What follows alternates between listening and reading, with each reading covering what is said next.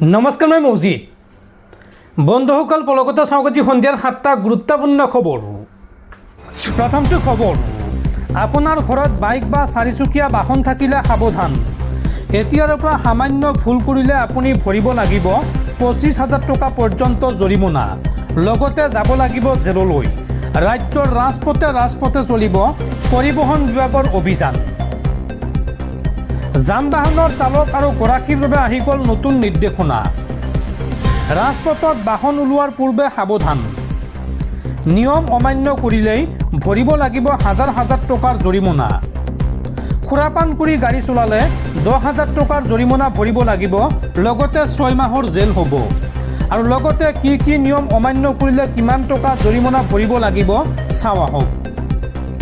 আৰু পুনৰবাৰ একে ভুল কৰিলে 15,000 টকাৰ জৰিমনা আৰু 2 বছৰ পৰ্যন্ত জেল হ'ব।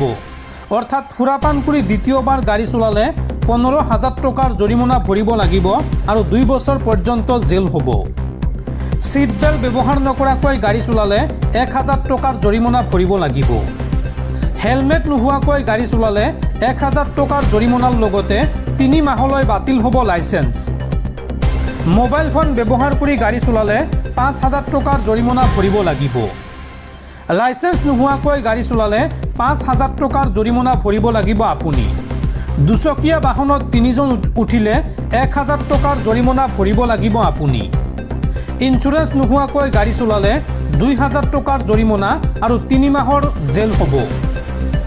আৰু বাৰে বাৰে এনে ভুল কৰিলে 4,000 টকাৰ জৰিমনা ভৰিব লাগিব। প্ৰদূষণ প্ৰমাণপত্ৰ নাথাকিলে ভৰিব লাগিব 10,000 টকাৰ জৰিমনা আৰু 6 মাহ পৰ্যন্ত জেল। বিপদজনকভাৱে গাড়ী চলালে 5,000 টকাৰ জৰিমনা ভৰিব লাগিব। ৰাজহুৱা পথত ষ্টাণ্ট বা ৰেচিং কৰিলে 5,000 টকাৰ জৰিমনা ভৰিব লাগিব আপুনি। অভাৰলোড কৰিলে 20,000 টকাৰ জৰিমনা ভৰিব লাগিব। কম বয়সৰ ল'ৰা ছোৱালীয়ে গাড়ী চলালে 25,000 টকাৰ জৰিমনা, লগতে 3 বছৰ পৰ্যন্ত জেল হ'ব।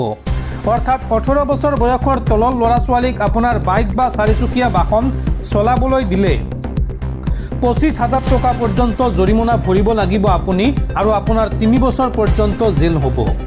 আৰু লগতে এবছৰলৈ বাতিল কৰি দিয়া হ'ব সেই বাহনখনৰ পঞ্জীয়ন। আৰু 25 বছৰ বয়সলৈকে সেই নাবালকগৰাকীয়ে নাপাব ড্ৰাইভিং লাইচেন্স। গতিকে আপুনি আপোনাৰ বাহনখন লৈ ৰাজপথত ওলোৱাৰ পূৰ্বে সাৱধান হওক, ভালদৰে চাই লওক আপোনাৰ বাহনৰ নথিপত্ৰ ঠিকে আছে নে নাই। পৰৱৰ্তী খবৰ, মধ্যপ্ৰাচ্যত পুনৰ বাজি উঠিছে যুদ্ধৰ দামামা। আমেৰিকাৰ আক্ৰমণৰ ভয়ংকৰ প্ৰত্যুত্তৰ দিলে ইৰাণে।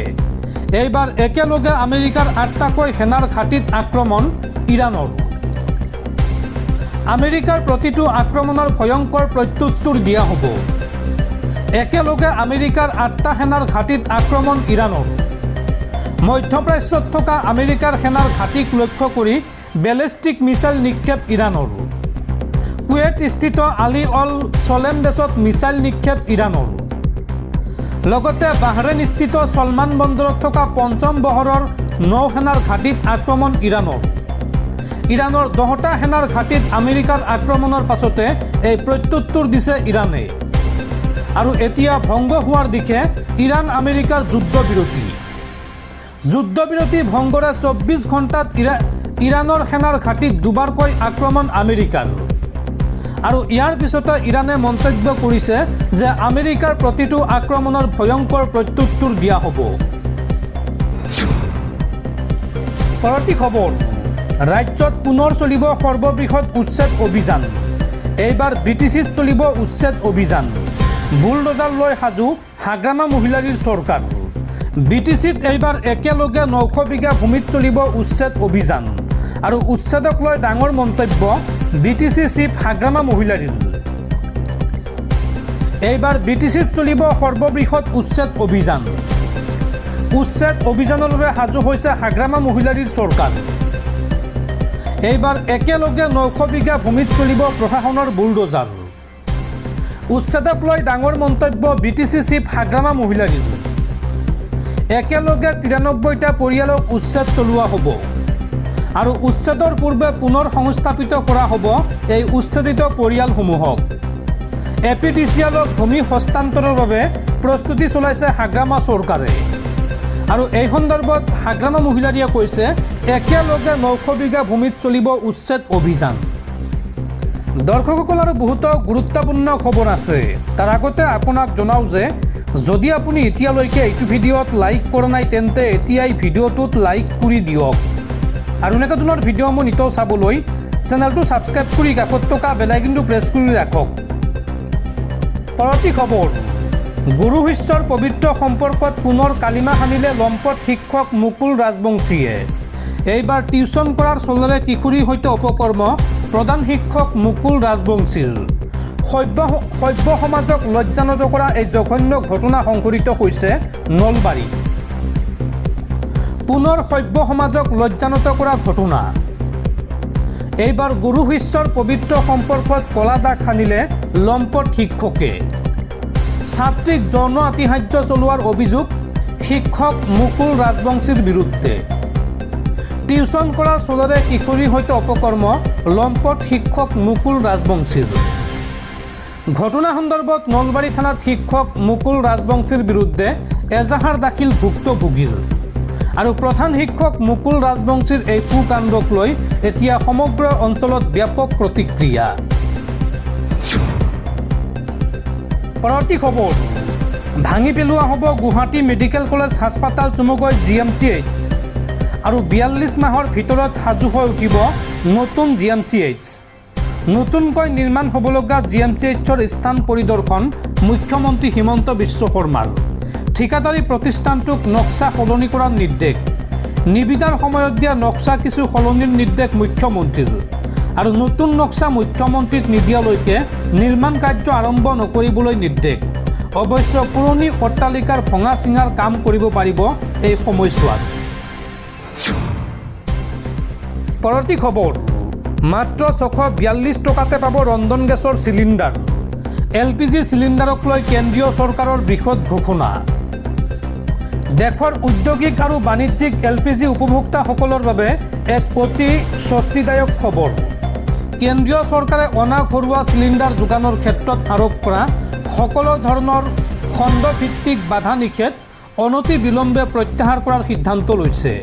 আৰু ইয়াৰ লগে লগে হোটেল, ৰেষ্টুৰেণ্ট আৰু ক্ষুদ্ৰ উদ্যোগসমূহে এতিয়াৰ পৰা পশ্চিম এছিয়াৰ সংকটৰ পূৰ্বৱৰ্তী সময়ৰ দৰেই সম্পূৰ্ণ পৰিমাণে গেছ চিলিণ্ডাৰ লাভ কৰিব। শেহতীয়াকৈ দেশৰ দৰিদ্ৰ তথা মধ্যবিত্ত পৰিয়ালসমূহক সকাহ দি কেন্দ্ৰীয় চৰকাৰে মাত্ৰ 642 টকাত ঘৰুৱা LPG চিলিণ্ডাৰ যোগান ধৰাৰ ব্যৱস্থা অব্যাহত ৰাখিছে। বিশ্ব বজাৰত খাৰুৱা তেল আৰু গেছৰ মূল্য বৃদ্ধিৰ মাজতো চৰকাৰে গ্ৰহণ কৰা বিশেষ ৰাজসাহায্য নীতিৰ বাবে সৰ্বসাধাৰণ গ্ৰাহকে কম মূল্যত ৰন্ধন গেছ ক্ৰয় কৰাৰ সুযোগ লাভ কৰিছে।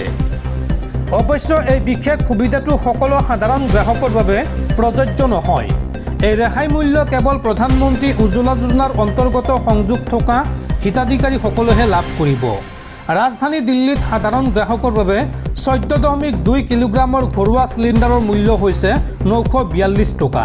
কিন্তু উজ্জ্বলা যোজনাৰ গ্ৰাহকসকলে প্ৰতিটো চিলিণ্ডাৰত 300 টকাৰ পোনপটীয়া ৰাজসাহায্য লাভ কৰে। ইয়াৰ ফলত হিতাধিকাৰীৰ বেংক একাউণ্টলৈ 300 টকা ঘূৰি আহে আৰু চিলিণ্ডাৰটোৰ কাৰ্যকৰী মূল্য বা ইফেক্টিভ প্ৰাইচ হৈ পৰে মাত্ৰ 642 টকা। উল্লেখযোগ্য যে চৰকাৰে বাজেট আৰু বিত্তীয় সন্তোলন ৰক্ষা কৰিবলৈ শেহতীয়াকৈ উজ্জ্বলা যোজনাৰ ৰাজসাহায্যপ্ৰাপ্ত চিলিণ্ডাৰৰ সংখ্যাত কিছু সাল সলনি কৰিছে। নতুন নিয়মানুসৰি অনুসৰি হিতাধিকাৰীসকলে এতিয়াৰ পৰা বছৰেকত প্ৰথম 4টা চিলিণ্ডাৰত গেছ ভৰালে 300 টকাকৈ ৰাজসাহায্য লাভ কৰিব। ইয়াৰ পিছত যদি অতিৰিক্ত চিলিণ্ডাৰৰ প্ৰয়োজন হয় তেন্তে সাধাৰণ গ্ৰাহকৰ দৰে নিৰ্ধাৰিত বজাৰ মূল্য পৰিশোধ কৰিব লাগিব। চৰকাৰী তথ্য অনুসৰি এটা সাধাৰণ উজ্জ্বলা যোজনাৰ পৰিয়ালত গড়ে বছৰি 4টা চিলিণ্ডাৰৰ প্ৰয়োজন হয় আৰু সেইবাবেই এই সীমা ধাৰ্য কৰা হৈছে। আৰু এই সুবিধা আপুনি কেনেকৈ লাভ কৰিব চাওঁ আহক। যদি আপোনাৰ ঘৰত উজ্জ্বলা যোজনাৰ গেছ সংযোগ নাই তেন্তে আপুনি প্ৰথমে আবেদন কৰিব লাগিব। আবেদনকাৰী কেৱল দৰিদ্ৰ বা BPL পৰিয়ালৰ প্ৰাপ্তবয়স্ক মহিলা হ'ব লাগিব। ঘৰত পূৰ্বৰে পৰা আন কোনো LPG সংযোগ থাকিব নোৱাৰিব। আৰু প্ৰয়োজনীয় নথিপত্ৰ যেনে Aadhaar card, ration card, bank account number, IFSC code আৰু পাছপোৰ্ট সাইজৰ ফটো লাগিব। তাৰ পিছত আপুনি ওচৰৰ যিকোনো গেছ এজেন্সিলৈ গৈ অফলাইন ফৰ্ম পূৰণ কৰিব পাৰে অথবা উজ্জ্বলা যোজনাৰ অফিচিয়েল ৱেবছাইটৰ জৰিয়তেও অনলাইন আবেদন কৰিব পাৰে। পৰৱৰ্তী খবৰ, গুৱাহাটীত পুনৰ ভয়ংকৰ ঘটনা। জালুকবাৰী আৰক্ষীৰ জালত বহিৰ্ৰাজ্যৰ 6জনীয়া ডকাইতৰ দল। আদাবাৰী অৱস্থিত অবিহাৰিকা হোটেলৰ পৰা আৰক্ষীৰ দলটোৱে এই ডকাইতৰ দলটোক গ্ৰেপ্তাৰ কৰে। মহানগৰীৰ জালুকবাৰী আৰক্ষীয়ে গোপন সূত্ৰৰ পম খেদি চলাইছিল অভিযান। এই অভিযানত এটা বহিৰ্ৰাজ্যৰ ডকাইতৰ দলক গ্ৰেপ্তাৰ কৰিবলৈ সক্ষম হৈছে। আদাবাৰীত অৱস্থিত অবিহাৰিকা হোটেলৰ পৰা আৰক্ষীৰ দলটোৱে এই ডকাইতৰ দলটোক গ্ৰেপ্তাৰ কৰে। উল্লেখযোগ্য যে এই ডকাইতৰ দলটোৱে দীৰ্ঘদিন ধৰি ৰেল যাত্ৰীসকলক লক্ষ্য কৰি বিভিন্ন ৰেল ষ্টেচনত লুটপাট চলাই সন্ত্ৰাসৰ সৃষ্টি কৰি আহিছিল। ধৃত আটাইকেইজন অপৰাধী হাৰিয়ানাৰ বাসিন্দা বুলি জানিব পৰা গৈছে। ডকাইতকেইটা হৈছে ক্ৰমে সোনু, কৃষ্ণ ৰাণা, কুলদীপ, প্ৰবীণ কুমাৰ, সত্যৱান আৰু সঞ্জয় কুমাৰ। বৰ্তমান জালুকবাৰী আৰক্ষীয়ে ধৃত ডকাইতকেইটাক জিম্মাত লৈ তীব্ৰ জেৰা অব্যাহত ৰাখিছে। এই চক্ৰটোৰ সৈতে স্থানীয় কোনো লোক জড়িত আছে নেকি আৰু পূৰ্বে তেওঁলোকে কি ডকাইতি কাণ্ড সংঘটিত কৰিছিল সেই সন্দৰ্ভত আৰক্ষীয়ে অধিক তথ্য লাভ কৰিবলৈ তদন্ত প্ৰক্ৰিয়া ক্ষীপ্ৰতৰ কৰি তুলিছে।